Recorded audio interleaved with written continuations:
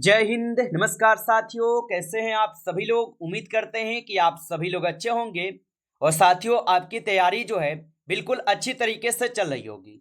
तो साथियों आज की इस क्लास में हम सभी लोग जो है एसएससी जीडी एग्जाम 2026 के लिए साथियों हिंदी के टॉप ऐसे इंपोर्टेड क्वेश्चन को देखने वाले हैं जो कि साथियों आपके 27 अप्रैल के एग्जाम के लिए जो है काफी ही इंपोर्टेंट है।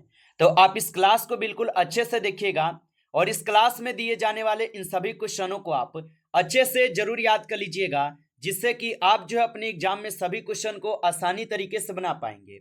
और साथियों आज की इस क्लास में आपको वही क्वेश्चन करा रहे हैं जो कि आपके एग्जाम में पूछे गए हैं और कौन से शिफ्ट में कौन से क्वेश्चन पूछे गए हैं आपको ये सभी आपको देखने को मिलेंगे यहाँ पे।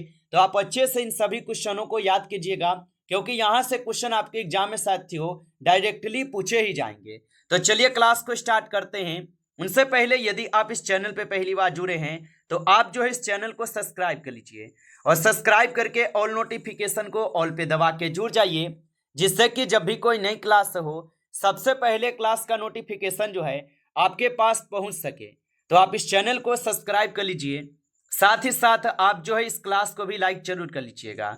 तो चलिए क्लास को स्टार्ट करते हैं और देखिएगा क्वेश्चन क्या पूछा है।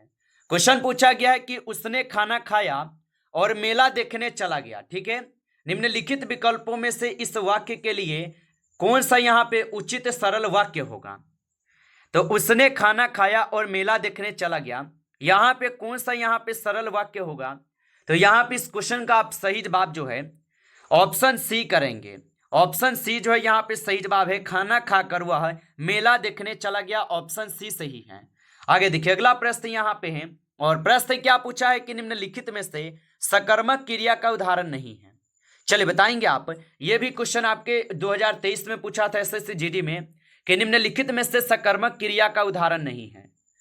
तो यहाँ पे कौन उदाहरण नहीं है, तो बालक दौड़ता है, ये आपके उदाहरण नहीं है। ऑप्शन सी सही जवाब है। आगे देखिए अगला क्वेश्चन यहाँ पे है।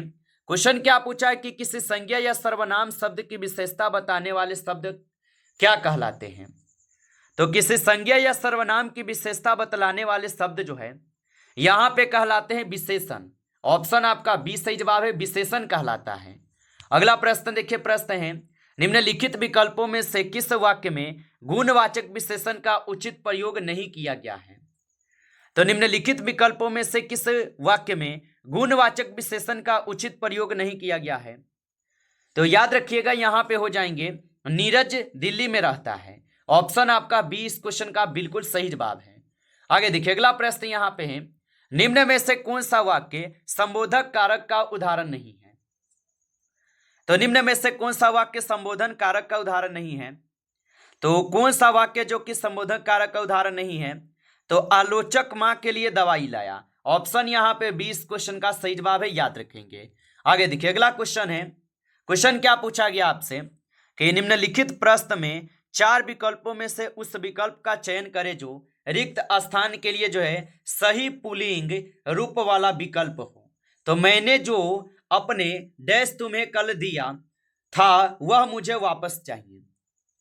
तो आप बताएंगे कि मैंने जो कल तुमको ये दिया था ये हमें वापस चाहिए। तो रुमाल, रुमाल जो यहाँ पे इस क्वेश्चन का सही जवाब है। मैंने जो अपने रुमाल तुम्हें कल दिया था वह मुझे वापस चाहिए। ऑप्शन ए यहाँ पे बिल्कुल मेल खा रहा है, ऑप्शन ए को सही जवाब करेंगे। 2024 में पूछा था। अगला प्रश्न यहाँ पे है। प्रश्न क्या पूछा है कि निम्नलिखित में से बहुवचन से संबंधित वाक्य है। 2025 का क्वेश्चन है, ये तो जरूर पूछेगा ही कि निम्नलिखित में से बहुवचन से संबंधित वाक्य कौन सा है। तो कुछ महिलाएं बाहर खड़ी हैं। ऑप्शन आपका सी जो यहाँ पे सही जवाब है। आगे देखिए अगला प्रश्न है कि मैंने हरि बुलाया, किस कारक का प्रयोग नहीं करने से इस वाक्य में त्रुटि है। तो मैंने हरि बुलाया, इसमें कर्म कारक नहीं प्रयोग करने से त्रुटि लग रहा है। ऑप्शन डी सही जवाब है। आगे देखिए अगला प्रश्न यहाँ पे आता है आपका। प्रश्न क्या है कि उसका कलम खो गया है, स्त्रीलिंग की दृष्टि से वाक्य का शुद्ध रूप है। तो उसका कलम खो गया है, स्त्रीलिंग की दृष्टि से अगर वाक्य शुद्ध शब्द अगर देखेंगे तो यहाँ पे हो जाएंगे उसकी कलम खो गई है। बिल्कुल ऑप्शन बी हो जाएगा, उसकी कलम खो गई है। आगे देखिए अगला प्रश्न यहाँ पे है, वह गाड़ी के पास सो रहा है। अनिश्चयवाचक सर्वनाम का प्रयोग कर इस वाक्य को पुनः लिखिए। तो वह गाड़ी के पास सो रहा है, अनिश्चयवाचक सर्वनाम का प्रयोग कर इस वाक्य को पुनः लिखिए। तो आप बताएंगे कोई गाड़ी के पास सो रहा है, ऑप्शन ए यहाँ पे सही जवाब हो जाएगा, कोई गाड़ी के पास सो रहा है। आगे देखिए अगला प्रश्न यहाँ पे है, निम्नलिखित प्रश्न में 4 विकल्पों में से उस विकल्प का चयन करें जो रिक्त स्थान के लिए क्या है, तो भाववाचक संज्ञा वाला विकल्प हो। भाववाचक संज्ञा वाला विकल्प आपको बताना है। तो आज भी लोग जय और वीरू की डैश उदाहरण देते हैं। तो आप बताएंगे कि आज भी लोग जो है जय और वीरू की जो है यहाँ पे दोस्ती की उदाहरण देते हैं। ऑप्शन डी सही जवाब है, याद रखेंगे। चलिए अगला प्रश्न यहाँ पे है कि महेश चित्रकला का व्यायाम कर रहा है। तो महेश चित्रकला का व्यायाम कर रहा है तो अभ्यास कर रहा है, बिल्कुल ऑप्शन सी है, अभ्यास हो जाएगा। आगे देखिए अगला क्वेश्चन है, मोहन को काटकर सेब खिलाओ। यानी कि मोहन को क्या है, तो काटकर सेब खिलाओ। तो ये यहाँ पे इस क्वेश्चन का सही जवाब क्या है, तो मोहन को क्या है, तो सेब काटकर यहाँ पे खिलाओ, ऐसे होगा। ऑप्शन ए यहाँ पे बिल्कुल सही जवाब हो जाएगा। आगे देखिए अगला प्रश्न यहाँ पे आता है, निम्नलिखित वाक्य में रेखांकित खंड के स्थान पर प्रयुक्त होने वाले सबसे उपयुक्त विकल्प का चयन कीजिए। तो यहाँ पे कोयला सुखाकर राख हो गया। तो कोयला क्या है, तो सूखकर राख हो गया, ये सही है कि नहीं? तो आप बताएंगे कि कोयला सूखकर राख नहीं होता है बल्कि जलकर राख होता है ना। ऑप्शन यहाँ पे जो है 20 क्वेश्चन का सही जवाब होगा। आगे देखिए अगला क्वेश्चन है, क्वेश्चन क्या पूछा गया आपसे, क्वेश्चन पूछा गया है कि निम्नलिखित वाक्य में रेखांकित पद के बदले कौन सा विकल्प उपयुक्त होगा। बूढ़ी काकी जूठी पतलों को खाने लगी। तो आप बताएंगे कि बूढ़ी काकी जो है ये जूठी पत्तल को यहाँ पे चाटने लगी। ऑप्शन यहाँ पे 20 क्वेश्चन का जो है सही जवाब होगा। आगे देखिए अगला प्रश्न यहाँ पे है, साहित्य कभी मानव विरोधी प्रवृत्ति का पक्ष नहीं लेता है, इसका तात्पर्य है। तो साहित्य कभी मानव विपक्षी प्रवृत्ति का पक्ष नहीं लेता, इसका क्या तात्पर्य है? तो साहित्य मानवीयता का हिस्सा होता है, बिल्कुल ऑप्शन बी है, ऑप्शन बी आपका सही जवाब है। आगे देखिए अगला प्रश्न यहाँ पे है, साहित्य किसी राष्ट्र को पतित होने से कैसे बचाता है, बताइए। और लाइक नहीं किए हैं तो एक बार आप क्लास को जरूर लाइक कर लीजिए। नए हो चैनल पे तो चैनल को आप सब्सक्राइब करके ऑल नोटिफिकेशन को आप ऑल पे दबा के जुड़ जाइए, जिससे कि जब भी कोई नई क्लास हो सबसे पहले जो है क्लास का नोटिफिकेशन आपके पास पहुंच सके। तो आप इस चैनल को सब्सक्राइब जरूर कर लीजिएगा और बताइएगा कि साहित्य किसी राष्ट्र को पतित होने से कैसे बचाता है। तो समाज के लिए उपयोगी बनकर, ऑप्शन यहाँ पे सी सही जवाब है, समाज के लिए उपयोगी बनकर। आगे देखिए अगला प्रश्न यहाँ पे आता है आपका, और प्रश्न क्या दिया गया है यहाँ पे प्रश्न दिया गया है कि प्रस्तुत गद्यांश का उचित शीर्षक क्या हो सकता है। तो ये गद्यांश का क्वेश्चन है। तो यहाँ पे तो देखिए कुछ यहाँ पे हमें स्क्रीन कम मिलता है, जिसके कारण हम आपको क्या करते हैं, तो गद्यांश तो पूरा नहीं दे पाए हैं, लेकिन अगर क्वेश्चन की बात करेंगे तो यहाँ पे ऑप्शन डी है, साहित्य और मानवीयता सही है। ठीक है, चलिए आगे देखते हैं।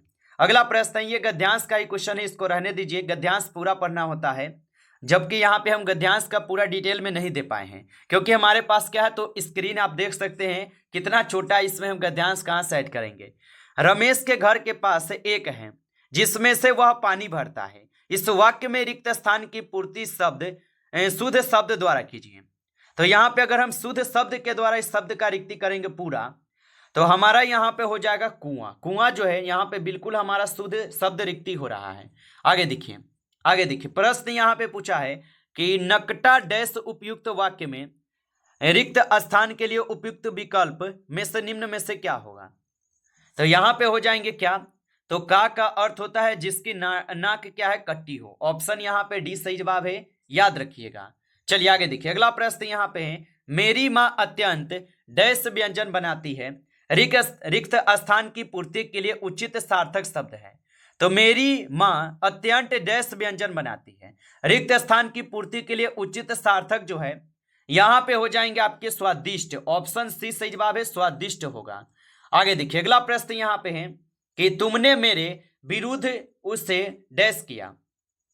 तो तुमने मेरे विरुद्ध जो है क्या किया, तो आप बताएंगे कि तुमने मेरे विरुद्ध जो है यहाँ पे कान भरे हैं। ऑप्शन यहाँ पे 20 क्वेश्चन का सही जवाब होगा।